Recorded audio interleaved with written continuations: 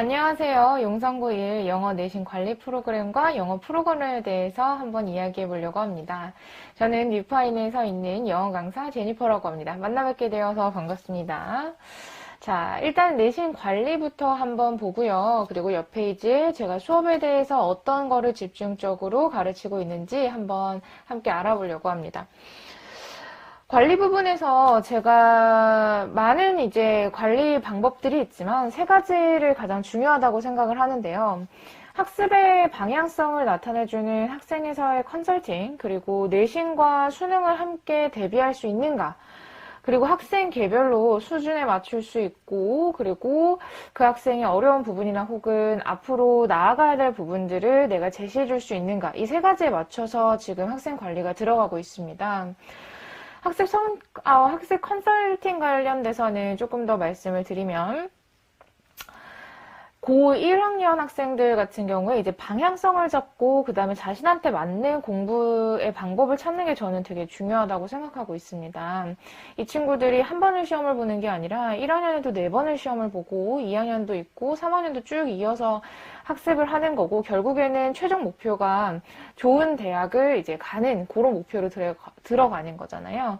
그럼 당연히 내가 취약한 부분도 있고 또 잘하는 부분도 있고, 그런 거를 타 과목과 맞춰서 수학도 해야 되고 국어도 해야 되고 저희가 영어도 해야 되고 이런 타 과목들과 맞춰서 그 비율도 잡고, 그 다음에 영어 학습에 있어서는 내가 이런 방식의 단어가 좀 잘 외워지더라, 이렇게 내가 어법을 해보니까 참 잘 맞더라, 이런 것들을 당연히 방향성을 잡아야 되는 거고, 그거를 저와 함께 잡아보면 더 빠른 시간 내에 자신한테 맞는 학습법을 가질 수 있다고 생각하고요.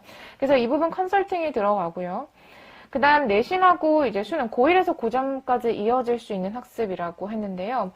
이제 내신만 하는 경우에 모의고사로 이어지지 않는 경우가 좀 안타깝게 있어요. 그런데 내신하고 수능 둘 다 당연히 준비해야 선택지가 가장 높다, 나중에 학교를 고르실 때 선택지가 가장 높다라고 생각하기 때문에 영어도 역시 내신도 준비하면서 당연히 수능도 준비할 수 있게끔 그렇게 커리큘럼이 진행이 되어 있습니다. 그리고 저희 영어는 이제 뭐 레벨로 이제 학생을 나누고 등급별로 나누고 그러지 않아요. 전체 이제 등급을 대상으로 이제 수업이 진행이 되고 있어요. 그래서 학교 수업에 맞춰서 진행이 되고 있고요. 당연히 너무 못 따라온다거나 아니면 너무 이제 우리 반보다 더 뛰어넘어서 이미 뭐 고2, 뭐 고3, 뭐 대학교까지 하고 있는 그런 상태다, 그러면은 다른 이제 대책안을 드리겠지만, 그 외에 뭐 중간 때급부터 시작해서 1등급 정도까지는 충분히 고1 수준에서 1등급까지는 저희가 충분히 이제 제 개별 추가 학습지로 함께 수업을 해도 크게 무리가 없고요. 뭐 학생마다 단어가 어려운 친구들도 있고 모의고사가 어려운 친구들도 있고 어휘가 어법이 좀 어려운 친구들도 있습니다. 또 어법 중에서도 나는 뭐 관계사는 잘하는데 뭐 수동태 부분이 어렵다, 이런 식으로도 되게 또 난이도가 나뉘거든요. 학생이 부족한 부분 또 잘하는 부분 채워서 갈 수 있도록 한번 노력해 보겠습니다. 그 다음 저희 이제 내신학습 교재가 있는데요. 이 내신학습 교재에서 제가 좀 중점적으로 잡고 있는 게 이 핵심 문장 집어주기 파트라고 생각이 됩니다. 이게 아무나 좀 잘 못 짚는 거기도 하고요. 이 집어주는 기준이 학교 방향성에도 맞아야 되고, 그 다음에 지문의 주제에도 맞아야 되거든요.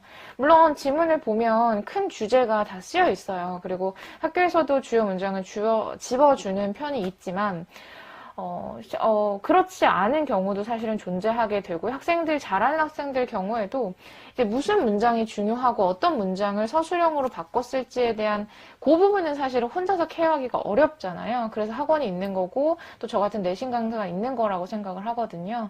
그래서 이 교재에 보시면 중요한 주안점들, 요약점들, 그리고 단어까지 잘 정리가 되어 있는 부분의 교재고요. 그 다음에 이제 변형 문제가 들어가게 되죠.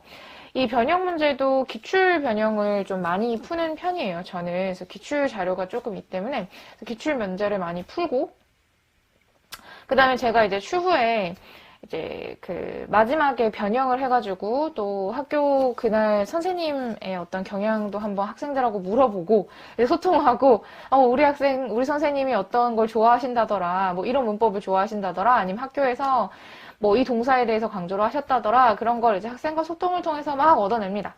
막 얻어내면 이제 그걸 가지고 마지막에 좀 변형 문제나 파이널 모의고사를 이제 제가 만들어가지고 또 학생들한테 이제 제출을 하면 그게 또 학생들이 그래도 자기가 들인 노력에 비해서 좀 좋은 결과가 나올 수 있도록, 그리고 또 노력이 또 반영될 수 있도록 또 그렇게 진행이 많이 되는 것 같더라고요. 용산고 같은 경우에는 좀 말씀드리고 싶은 게 영어 너무 만만하게 보면 안 된다라고 진짜 꼭 당부해드리고 싶습니다. 그냥 단순하게 외워서 시험이 나는 그런 유형의 학교도 아니고요. 또 서술형 배점도 높아요. 그러니까 서술형 배점이 낮으면 그래도 어느 정도 객관식은 노력으로 좀 더 들어갈 수 있는 부분이 있어요. 본문을 내가 열심히 암기하고 본문에 대해서 숙지가 굉장히 좋으면 그래도 객관식에서는 조금 도움받을 수 있는 부분이 있는데요. 네, 용산고는 서술형이 30점이 거의 매번 나오고요. 그 30점 중에서도 6문제, 7문제 정도가 나오는데 그 반 정도가 생각을 해서 내가 그 자리에서 생각을 해서 이제 풀어야 되는, 즉 시간도 부족해요. 그렇게 되면. 내가 본문 30개, 모의고사 30개 정도가 들어가고 교과도 들어가고 사실 학생들이 느끼기에는 그 양이 적지 않단 말이죠. 근데 그 양을 이제 핸들링할 수 있으면서도 객관식을 그렇게 정하고 빠르게 풀어내면서도 그러면서도 서술형에서는 자기의 생각과 그리고 그 지문의 요점, 그 다음에 학교 선생님이 어떤 방향으로 냈을까를 생각하면서 이 서술형을 50분 안에 푼다는 게 사실 정말 어려운 일이죠. 그렇기 때문에 좀 느긋한 마음보다는 정확하게 하고 가야겠다, 내가 제대로 해야겠다라는 그런 마음가짐으로 임하면 좋은 성적의 향상에 좀 보답이 있을 거다라고 이제 생각이 됩니다. 어법, 어휘, 객관식, 그리고 서술형 이렇게 4가지 항목으로 제가 나눠놨는데요. 이 어휘 같은 경우에 용산고는 학교에서 주는 프린트가 따로 있어요. 뭐 어휘만 딱 주는 건 아니고요. 이제 뭐 본문에 맞춰서 그 학교 프린트 본문 어법하고 본문 어휘하고 이렇게 조금씩 주는데요. 거기 아래에 나오는 어법들, 그리고 선생님 수업 시간에 몇 개 좀 더 집어주는 어법들이 용산고 내신 시험에 반영이 된다라고 생각합니다. 수업 시간에 굉장히 열심히 들어야 되는 학교고요. 그리고 이제 어법 출제 경향을 보면 그 단어 단순하게 암기하는 것도 있지만 본문에 맞춰서 그 단어를 제대로 쓸 수 있는가를 물어봐요. 그래서 다이어 같은 경우에는 그 상황과 지문에 맞춰서 이 단어를 적게 되는 거겠죠. 그리고 이 단어 하나가 여러 가지 뜻을 가지고 있기 때문에 이 여러 가지 뜻에 맞는 상황도 구분을 할 수가 있어야 되는 지문이 들어갑니다. 네, 그래서 그거 위주로 조금 준비를 이제 시키고 있거든요. 좀 여러 가지 동의어라든지 아니면 다이어라든지 학교에서 어느 정도 프린터는 어느 정도는 집어줘요. 그래서 그 부분에 대해서 암기하고 있어야 하고요.